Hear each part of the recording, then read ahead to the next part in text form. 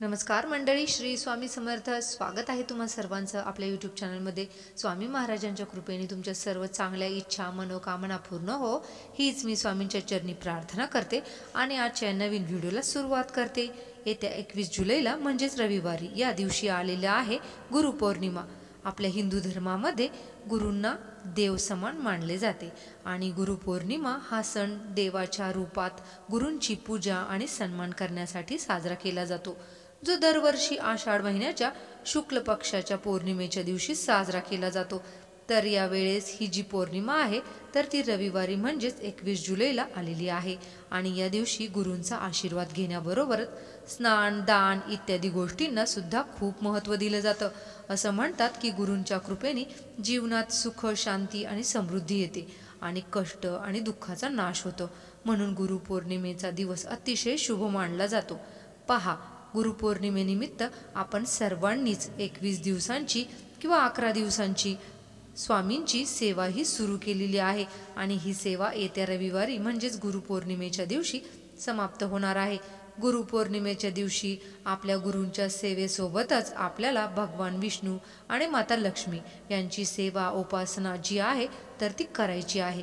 कारण पौर्णिमेच्या दिवशी माता लक्ष्मी ही पृथ्वीतलावरती जागृत अवस्थेमध्ये येत असते आणि अशा वेळी माता लक्ष्मीची उपाय करणाऱ्यांना ती धनधान्य समृद्धी प्रदान करत असते.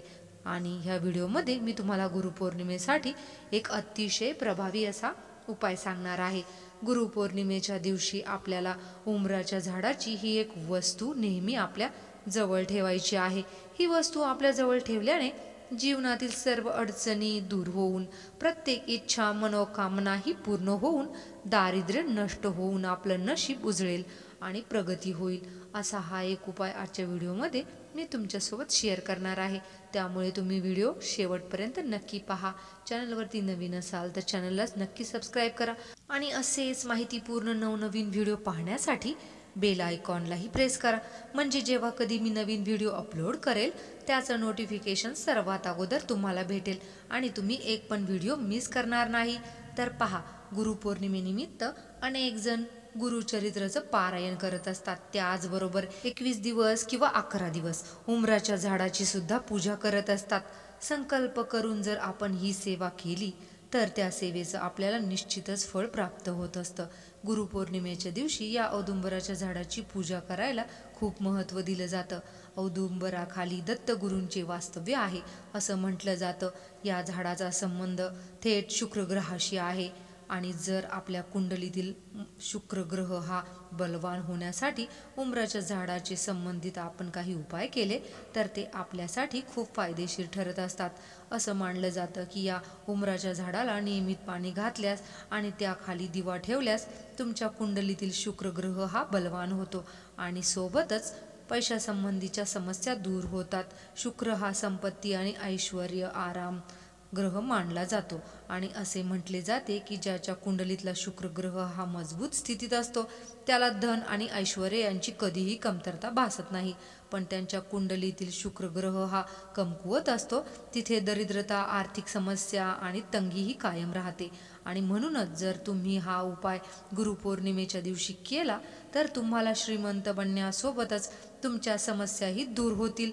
जर तुमची कुठलीही महत्त्वाची कामं पूर्ण होत नसेल, तुमच्याकडे पैसा टिकत नसेल, सतत तुम्हाला पैशाच्या अडचणी येत असेल, जे तुम्ही काम करता त्या कामात तुम्हाला योग्य मोबदला मिळत नसेल, तुमच्या घराची प्रगती होत नसेल, मुलांची प्रगती होत नसेल, घरामध्ये सतत वादविवाद कलह आजारपण असेल, तसेच तुमची कुठलीही इच्छाही पूर्ण होत नसेल तर या सर्व समस्या दूर करण्यासाठी तुम्हाला हा एक अतिशय प्रभावी असा उपाय करायचा आहे. तर तुम्हाला काय करायचं आहे, गुरुपौर्णिमा ही रविवारी, तर तुम्हाला शनिवारच्या दिवशी एक काम करायचं आहे. सायंकाळच्या वेळेस तुम्हाला 4 ते 6 हा जो टाईम असतो तर त्या वेळेमध्ये तुम्हाला एक तांब्याचा कलश घ्यायचा आहे. या कलशामध्ये शुद्ध पाणी जे आहे तर ते तुम्हाला भरायचं आहे.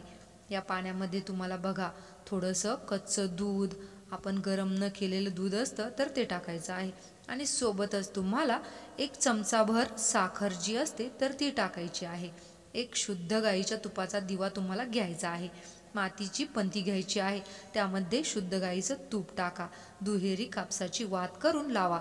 यानंतर हा दिवा तुम्हाला घ्यायचा आहे आणि अक्षता, थोडेसे तांदूळ तुम्हाला घ्यायचे आहे. त्याला थोडी हळद आणि कुंकू लावून तुम्हाला लाल पिवळे करायचे आहे. त्याला आपण अक्षता असं म्हणतो.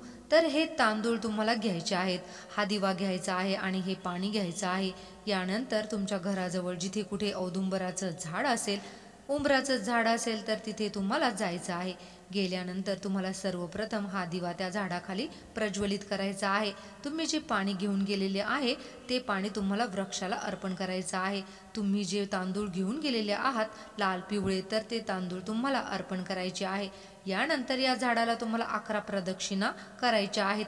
प्रदक्षिणा करत असताना दिगंबरा दिगंबरा श्रीपाद वल्लभ दिगंबरा या मंत्राचा जप करून 11 प्रदक्षिणा तुम्हाला करायच्या आहेत. यानंतर या वृक्षाखाली बसून तुम्हाला दोन्ही हात जोडून दत्तगुरूंचे नामस्मरण करायचे आहे, स्वामींचे नामस्मरण करायचे आहे. आणि या औदुंबराच्या वृक्षाला म्हणजेच उंबराच्या झाडाला तुम्हाला एक प्रार्थना करायची आहे की उद्या गुरुपौर्णिमा आहे आणि उद्या गुरुपौर्णिमेच्या दिवशी मी या झाडाची एक मुळी ही नेण्यासाठी येणार आहे, म्हणून तुमचा आशीर्वाद असू द्या. मी ज्या कामासाठी ही मुळी नेणार आहे त्या कामात मला यश मिळू द्या, तुमचा आशीर्वाद माझ्यावरती असू द्या, असं तुम्हाला प्रार्थना करून घरी यायचं आहे. आणि दुसऱ्या दिवशी म्हणजे 21 जुलैला सकाळी तुम्हाला आंघोळ करायची आहे, स्वच्छ कपडे परिधान करायचे आहे. आपल्या देवघरामध्ये असणारे विष्णूंची मूर्ती, माता लक्ष्मी यांची पूजा करायची आहे. धूप दीप अगरबत्ती फुलं त्यांना अर्पण करायचे आहेत. यानंतर तुम्हाला काय करायचे आहे, ज्या झाडाला तुम्ही जल अर्पण केलं होतं त्या झाडापाशी तुम्हाला जायचं आहे. जाताना पुन्हा एकदा तुम्ही एक पाण्याचा कलश भरून घेऊन जा आणि हे पाणी तुम्हाला त्या झाडाला अर्पण करायचं आहे. दिवा लावायचा आहे आणि यानंतर एक छोटीशी मुळी या उंबराच्या झाडाची तुम्हाला काढून आणायची आहे. अगदी छोटीशी आणायची आहे, जास्त मोठी तुम्हाला आणायची नाही. ही मुळी तुम्ही घरी आणल्यानंतर स्वच्छ गंगाजलने किंवा पाण्याने तुम्ही धुवून काढा. यानंतर पुसून घ्या. एक लाल रंगाचं वस्त्र घ्यायचं आहे. हे वस्त्र तुमच्या देवघरात तुम्हाला अंथरायचं आहे. तुम्ही पाटावरती अंथरलं तरी सुद्धा चालेल. यानंतर त्या वस्त्रावर तुम्हाला जी चण्याची डाळ असते, हरभरा डाळ असते, ती आपण त्याला म्हणतो, तर ती टाकायची आहे एक मूठभर. आणि त्या डाळीवरती तुम्हाला ही मुळी जी आहे तर ती ठेवायची आहे. यानंतर या मुळीला हळदी कुंकू धूपदीप अक्षता अर्पण करायची आहे. त्याचबरोबर शुद्ध गाईच्या तुपाचा एक दिवा देखील लावायचा आहे. ही सगळी सेवा करून झाल्यानंतर तुम्हाला दत्तगुरूंचे नामस्मरण करायचे आहे, स्वामींची नामस्मरण करायचं आहे. आणि काही तुमची इच्छा असेल तर ती तुम्हाला व्यक्त करायची आहे. यानंतर तुम्हाला एक माळ जप श्री गुरुदेव दत्त श्री गुरुदेव दत्त या मंत्राचा तुम्हाला एक माळ जप करायचा आहे. दोन्ही हात जोडून तुमची इच्छा मनोकामना तुम्हाला व्यक्त करायची आहे. संपूर्ण दिवस ती मुळी तुम्हाला तिथेच ठेवायची आहे किंवा पाटावरती ठेवायची आहे. यानंतर दुसऱ्या दिवशी तुम्हाला काय करायचं आहे, ती मुळी त्याच लाल कपड्यामध्ये तुम्हाला बांधून घ्यायची आहे. जी चणा डाळ आहे तर ती तुम्ही घ्यायची आहे, पक्ष्यांना खाऊ घालायची आहे आणि मुळी त्या लाल कपड्यामध्ये बांधून तुम्हाला ती पोटली नेहमी तुमच्या देवघरामध्ये ठेवायची आहे. आणि जेव्हा तुम्ही दररोज पूजा करता त्यावेळी त्या पोटलीला सुद्धा तुम्हाला अगरबत्ती वगैरे ओवाळून घ्यायची आहे आणि तुम्हाला पूजा करायची आहे. ही पोटली जी आहे ती आपल्या घरामध्ये ठेवल्याने आपल्या घरातल्या आर्थिक समस्या दूर होतात. घरात पैशांची कमतरता ही कधीही भासत नाही. तसेच तुम्ही ही जी मुळी आहे तर ही मुळी तुम्ही लाल कपड्यामध्ये न बांधता एखादी डब्बी घेऊ शकता. प्लास्टिकची किंवा काचेची डब्बी तुम्हाला घ्यायची नाही, तर धातूची डबी तुम्हाला घ्यायची आहे. म्हणजे तुम्ही स्टीलची, तांब्याची, पितळीची डबी घेऊ शकता.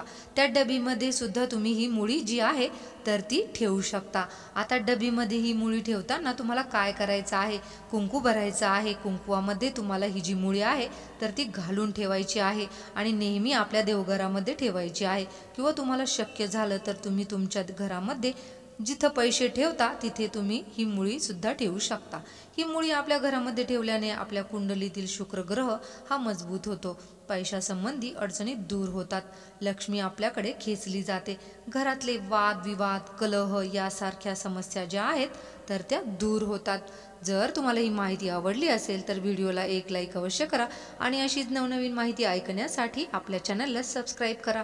श्री स्वामी समर्थ. जय जय स्वामी समर्थ.